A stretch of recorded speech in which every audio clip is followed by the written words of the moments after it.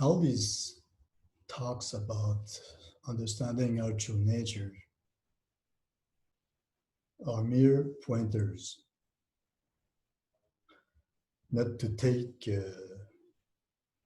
as a rigid, tangible path towards understanding and realizing our true nature. So, what's important in satsang is the direct experience of what it is that these words are pointing at, more than trying to record what it is that we are talking about. It's about accumulating concepts, knowledge. It's about understanding with the mind. Because then, if we try to adapt what it is we understand with the mind into our lives, then our experience of the truth of what it is that is actually taking place as facts becomes secondhand.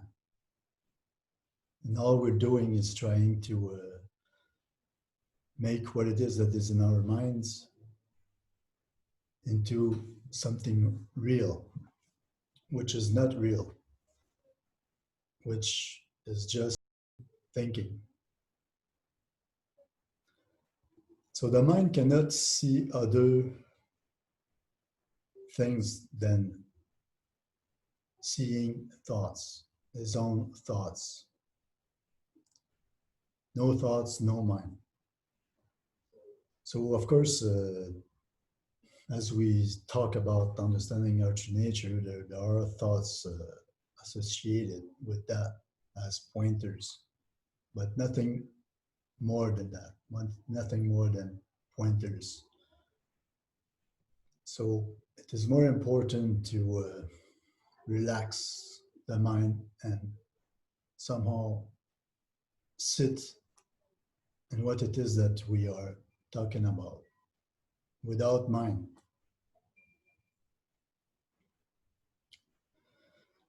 Because ultimately, what it is that comes to realize one's true nature, it is consciousness itself, behind the scene.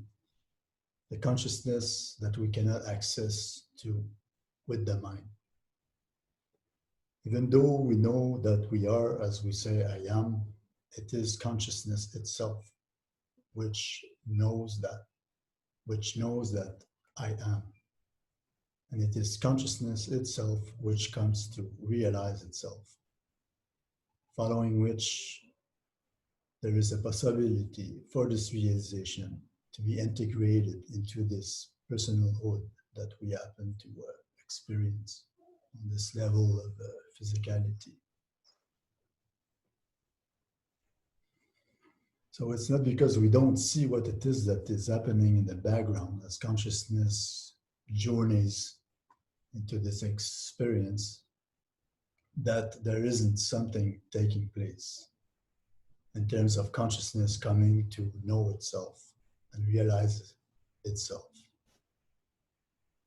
So on the level of the mind, of course, as long as you stand within the mind, you look for relevancy. You look for confirmation of what it is you think you know or understand, and try to somehow bridge your knowledge with your experience on a daily basis, which makes it difficult because then you are too much in the mind, thereby distancing your sense of I from the truth of yourself as consciousness, making it difficult for consciousness to overflow your experience and allows you to experience factually, directly, fully your true nature, where there is clarity, understanding, where your experience will also confirm of that clarity inherent to consciousness. But when you look for an experience, for what you call yourself, you're looking for a confirmation of what it is you think you know. You're looking for an experience for what you call yourself, that which is bound and that identify with the mind. So of course it's not taking place. Of course you're not living out of a place of inner truth. You are in the mind and standing as this I thought, which itself is the burden. So when we talk about realizing one's true nature, we are not talking about realizing one's true nature for this I thought that we hold on to. We're talking about seeing how the I thought comes into place and prevents one's from abiding in the truth of oneself and experiencing confusion, dilemmas, unhappiness, ultimately. Whereas when the mind is left aside, when one sinks within as being, then the bridge is established. Then consciousness can come in the foreground and allows you to experience its inner inherent silence, clarity, as a peace that has nothing to do with externalities, that has nothing to do with your present physical circumstance. And yes, in the background, there is a process of consciousness coming to terms with its own inner realization. But it is not something that the mind can know, for the mind is an after effect. You can see after effects of an integrated understanding of your true nature, but you cannot take this after effects for your true nature, for then you are caught into mind again. Then you are giving importance to something that is no longer real.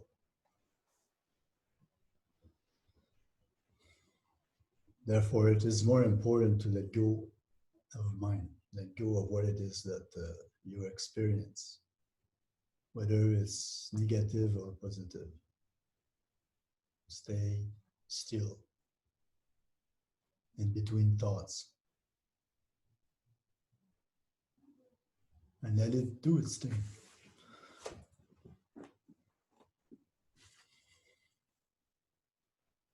And yes, you must give up on the idea of finding relevancy, something you can hang on to, something tangible, something you think you should own, something that should confirm your realization.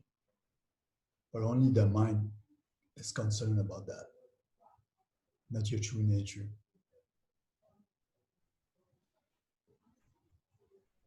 Your true nature already knows that it is, and knows that it stands independently from everything going on with your mind and your existence and with the world. It knows its inherent, infinite qualities. It knows its own immortality. It knows that it is not bound by the physical. So these words that I use now are only pointers to your true nature. As much as there is an allowing for one to stand in one's true nature, as much as work is being done in the background, for consciousness is coming onto the foreground of your experience.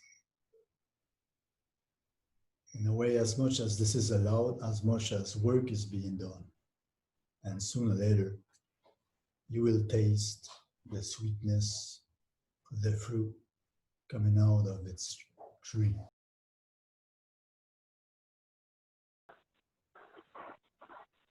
So you talked about you're using pointers. What are the other options? Can you give us any pointers on how the I thought comes about and where that comes from? Thoughts come and go in one's mind. And in and of themselves, thoughts remain what they are. They come and go. But at the moment we walk onto the thoughts as if they were something else than thoughts, as if they were reality, instead of recognized as thoughts, then we come to raise as this I thought. We come to associate our sense of self to these thoughts. Hence the problem of being caught in mind and not standing in a place of truth.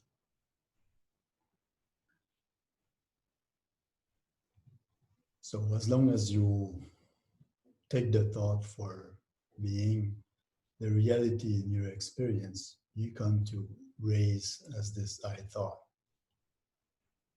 hence veiling your true nature as that which simply witnesses it all as what it is, that it is as it is, which in and of itself gives us a sense of freedom and peace, as opposed to being caught in mind and experiencing the dramas inherent to the stories going on in the mind, as to wanting to solve them in order to find something tangible in there, as if there was anything tangible other than just thoughts coming and going.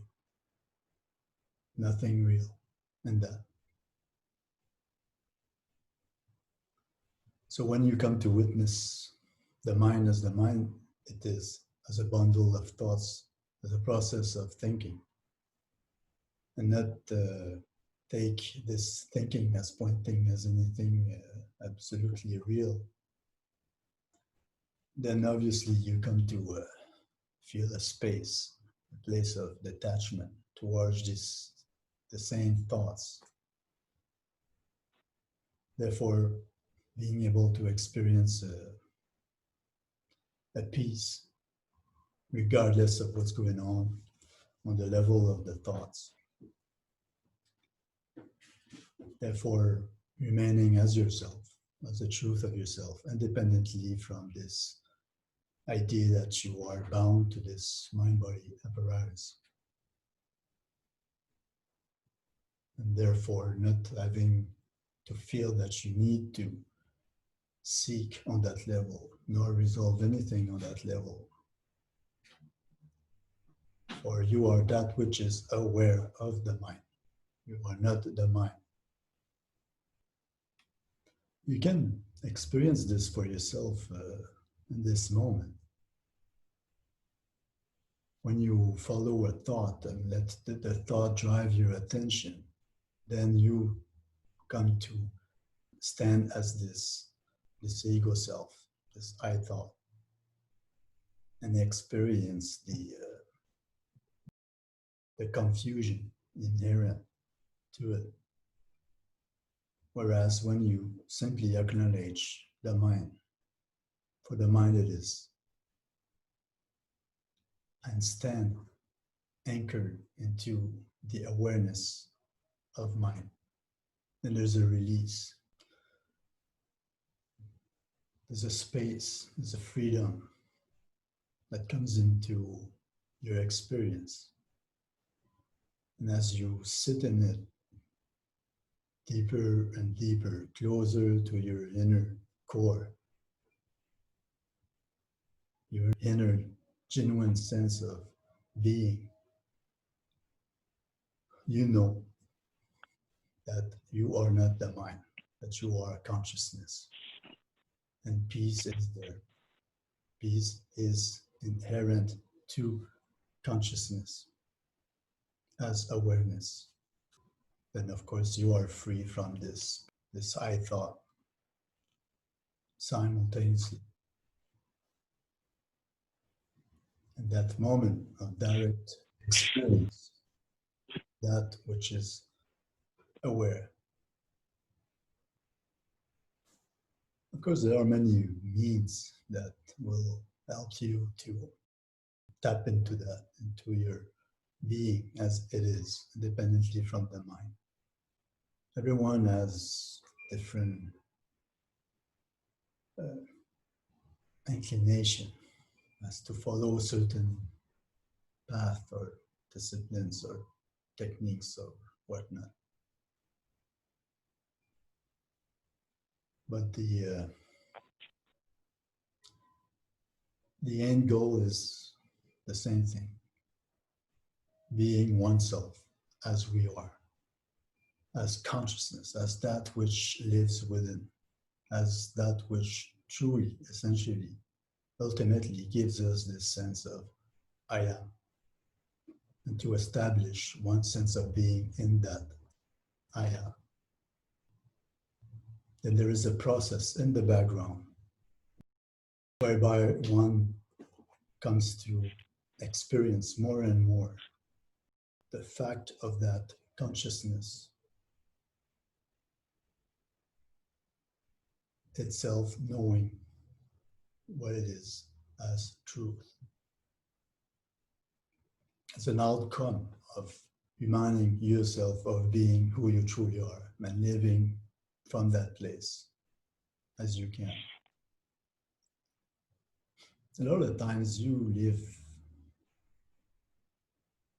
in the ways of consciousness and you don't even know about it. And yet you feel relaxed, at peace, and you're not so much concerned about your life situation.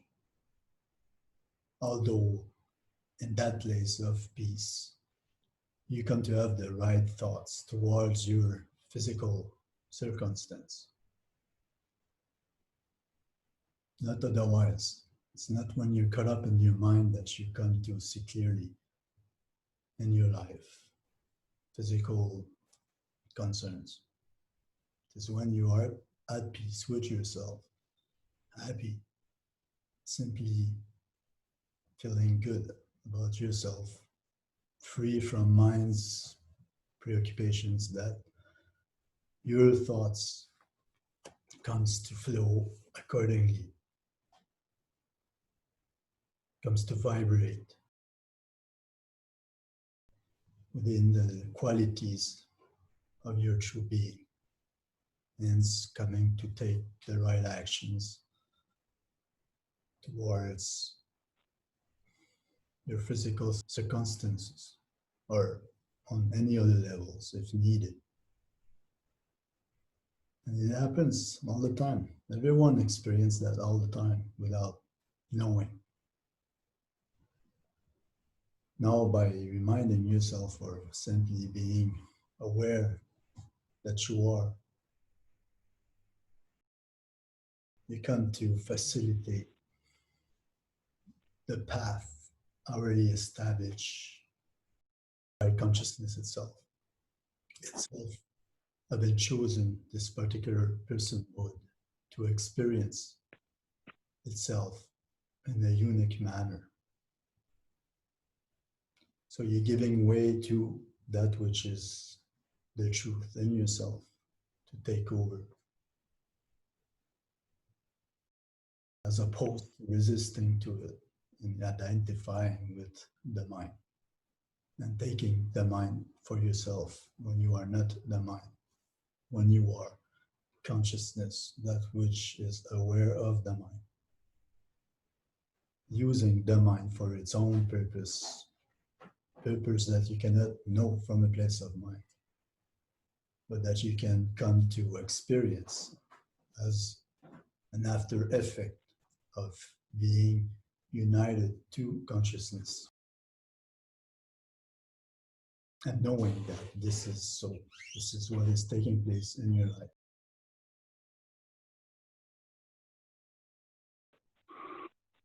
The role that practice plays. Seems like sometimes I just be in this amazing open space where everything's just flowing, and the idea of my mind will come back in, I'll identify with it, and sometimes I'll sit and watch it, but it's really just me thinking. I'm just wondering about how from each side it looks almost unnecessary on one side, and it's not obvious that it helps sometimes on the other side.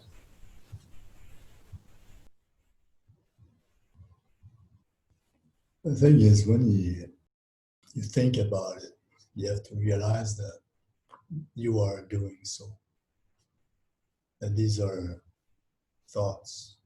Even practice is still a thought.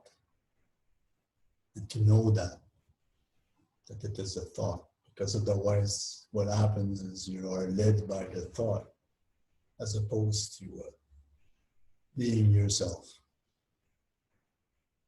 as awareness. Out of a place of awareness, everything happens spontaneously, which means that out of a place of awareness, you'll be drawn to do certain things or whatnot naturally, spontaneously. Your thoughts then are used in relation to that field of presence that consciousness is about. Thinking the right thing, all out of a place of spontaneity. So to simply be aware of what it is going on with the mind as it is, no matter what it is, whether one thinks about meditation or not, to be aware that these are thoughts. This is the practice. This is the essential practice. Then whether a thought needs to be pursued or not, then that will be revealed. And if you are that present, then the thought that serves you does serve you. And you know, because you're standing as yourself, as the consciousness that you are. The thing is, as you have these thoughts and these thoughts drive your attention, then simultaneously you raise as that I thought, as this sense of self attached to your mind, to your thoughts, thereby experiencing division with your true nature. Hence the need to keep pursuing these thoughts, doing something about what it is that you're thinking. Hence assuming that you need to do some things in space and time in order to get to a place that you think you should get to. All in the realm of mind, all the while maintaining this sense of self that you are not. So this is the thing to be aware of. And at the moment you stand aware of everything going on in your mind as thoughts, then you're giving yourself or this sense of self to reveal either its own reality or its reality. Either its own reality as this I thought, or this reality as the consciousness that itself aware the whole thing going on. Then your self as consciousness no longer depends on anything going on with the mind. All ideas of achieving, all ideas of getting rid of also disappear. Everything disappears. There is nothing relevant to the mind there. That's why paradoxically it seems like an impossibility, and it is an impossibility, truly. Or the mind cannot go there. The mind can only be seen as the mind it is and leave ways to the consciousness that you are. So when all objects of mind are evacuated, the field of your being, then you know you're there at the right place. You know that you are actually experiencing this fullness of being that you are all about. Itself, everything you've been seeking. Itself, the beginning, the ending. Itself, responsible for the so-called process taking place in the background, following which you come to somehow experience the integration of that consciousness as this personalhood. Itself no longer divided from consciousness. Itself becoming transparent to the consciousness at some point or another. But what's truly relevant for you here and now is that you acknowledge what is what in your experience.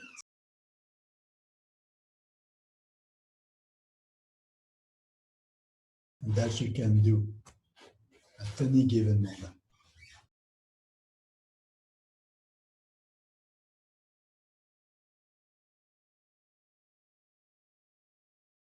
So there is a great blessing in the background, and we don't know about.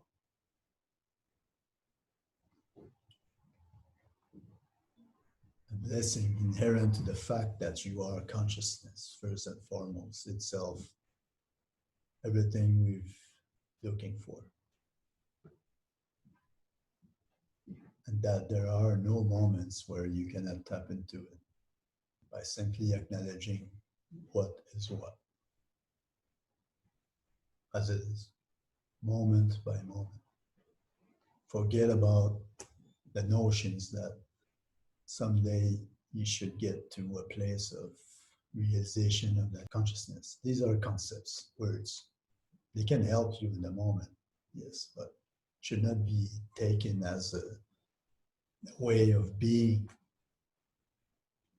as a way of living your life, as an end to the life that you're living, because then these concepts, these words or mere or yes understanding won't lead you to something beyond the mind.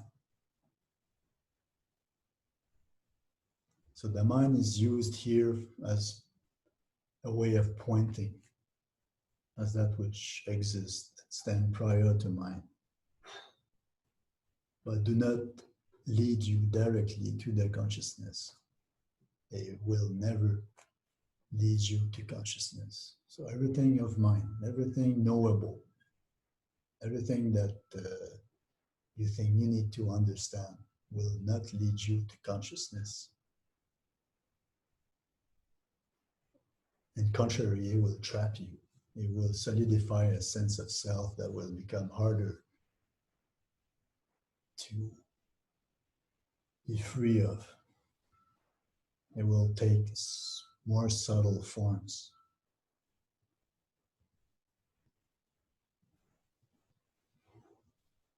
And yet, yes,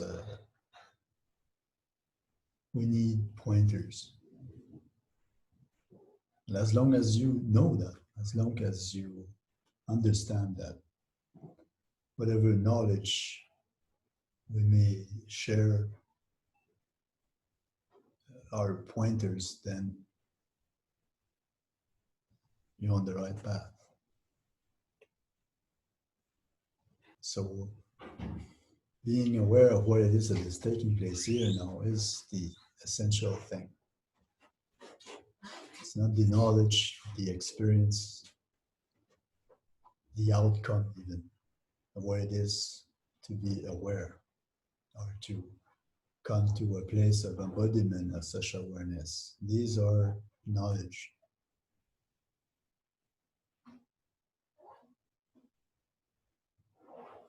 If you rely on knowledge, then you're trying to bring the whole immensity of consciousness into a thought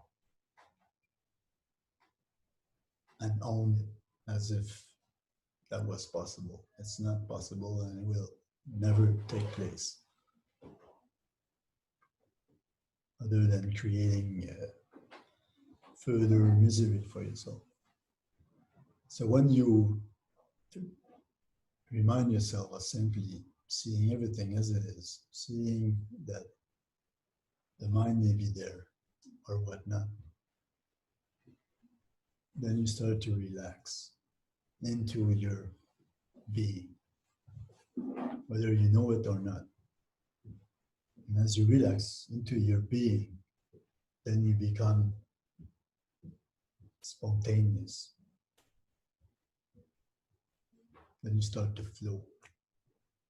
You become innocent. And in that innocence, you find peace. The peace that has nothing to do with your mind.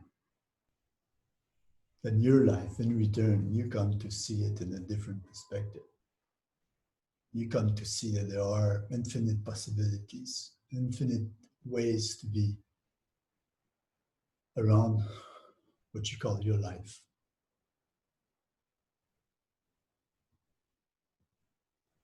So your life becomes of the same nature of the consciousness that you are. All happening spontaneously, without any effort whatsoever. As long as you allowing yourself to rest as you are within the core of your being and your heart, the heart of your being.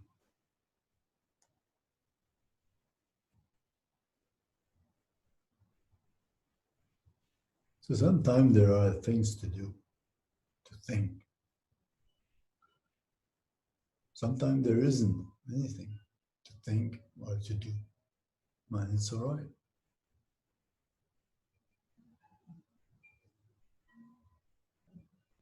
As long as you're connected to what's true in the moment, in your experience, then you're on the right path, and things will unfold in the best way for you. And when the need to grasp at anything disappears, then you experiencing total abundance, total realization without knowing. Although inwardly, deeply, at the core of your being, the knowing is immanent, that you are at the right place and that this is so. And yet not a thought. I heard of this story once.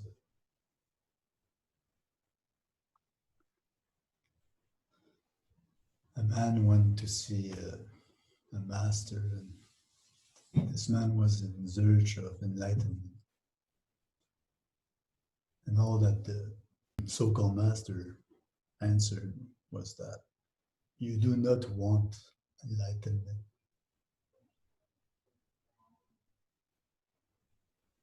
because you are not going to be there to enjoy it.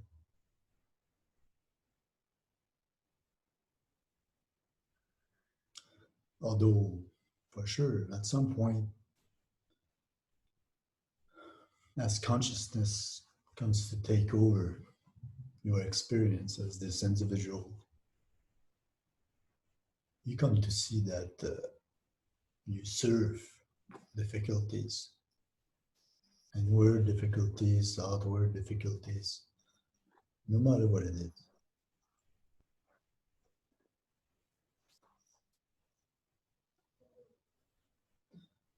Because you become one with the whole, which remains unaffected as a whole. So you come to experience as an after effect that you no longer come to feel as if you were trapped into all the difficulties that arise in your life, outwardly or inwardly.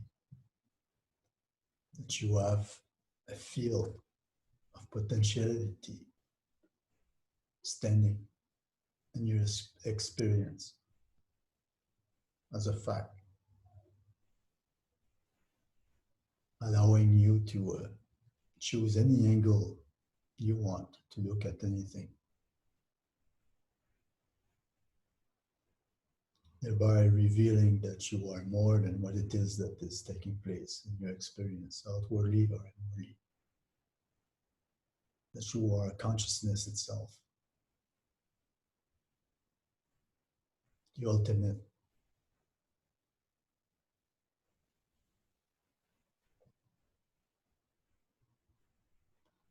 So living it,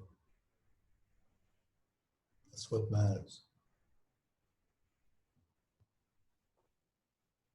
As much as the purpose of life is to live, as much as the very attainment of self-realization is to live it.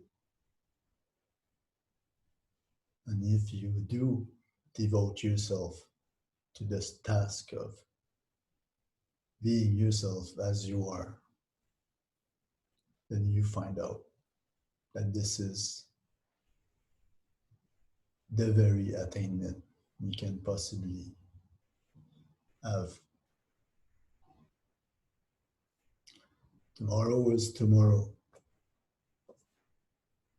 The past is the past. Here, right now,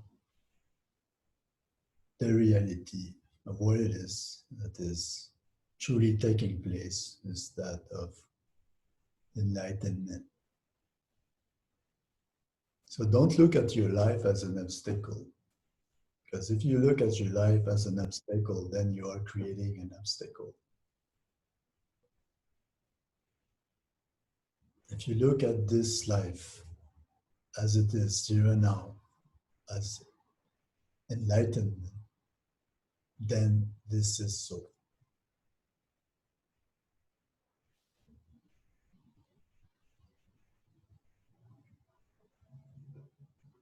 You can choose that at all times. So this is the blessing, is that this is the true nature of reality. This is your true nature.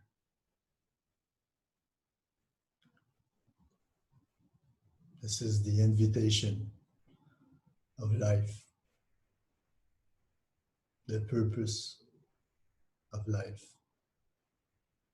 the end result, the beginning, the ending of life, all encompassing. So when you wonder about the purpose of it all, turn within and ask yourself, Ask yourself whether you're seeing what it is that is taking place as it is. Whether you're in the mind, whether you are aware of the mind and beyond, then everything is revealed.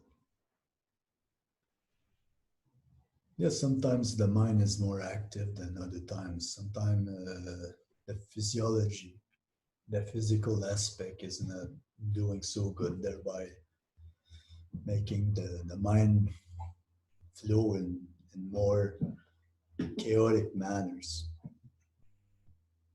making you think too much, making you think in certain ways that are not helping you in the moment. But then you can always take the time to acknowledge what is what. So yes, there are sunny days, rainy days. Sometimes the mind is naturally quiet. Sometimes the mind is not quiet. You acknowledge it as it is. Today it's sunny. Today it's rainy. And not make a whole mountain out of it. And even though you may experience a time that is less peaceful than other times on the level of mind, you can still acknowledge what is what. Whether the mind is too active and that there remains a place in you aware, spacious, detached from it, regardless. So you have the choice at all times to recognize what is what, as what is mine and what is of your true nature as reality, as enlightenment. There is the story of Lao Tzu. Apparently, he was asked why it is that he was always happy. And he answered that he had no reasons whatsoever. The only thing that happened is in the morning, he would ask himself whether he chose to be happy or not, choose to be in the mind or not, to be in the mind or to stand as awareness. Even when the mind is in total chaos, you can still acknowledge the chaos of the mind as that which is aware of the chaos of the mind, and to stand as that. So when you have the tendency to look for something tangible in your experience, notice that this is taking place in your mind. What it is that we look for is not something tangible, and yet it is real. It is real because it is the only thing in your experience that does not come nor go. It stays the same. It's a good thing.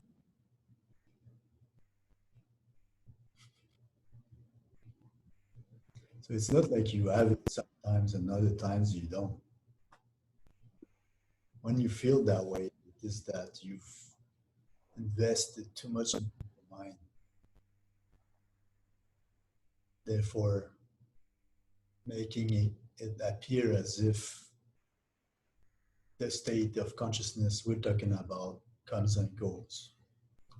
When it is more that you're distancing yourself from the truth of yourself, more or less. When you yourself, you choose to move away from your truth, your own choice. This you can always verify and confirm for yourself. And yes, forget about the past experiences. Because when you talk about your past experiences, you're talking about your memories. You're not talking about the reality of what it is that took place in that moment in the past. If you did have some experience of your true nature in the past, is because at that time you were more relaxed, so that something beyond your sense of self was not so much there at the time. So now here, you can also choose not to give so much importance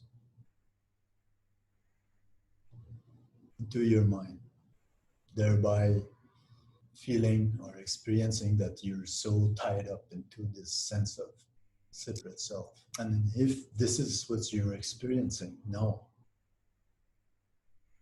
this sense of contraction to this, then let it be.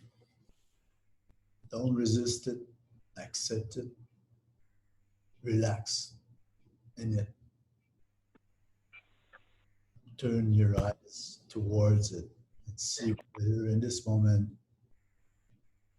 the truth of the experience is that of that separateness, or that it is of the nature of awareness, consciousness. So that power of attention that we have must be taken into great care, for it will either leave you into thoughts over thoughts, or will be pointing into yourself as the truth of yourself.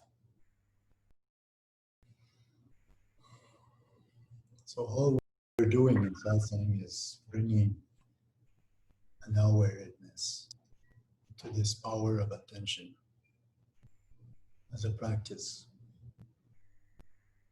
as a meditation.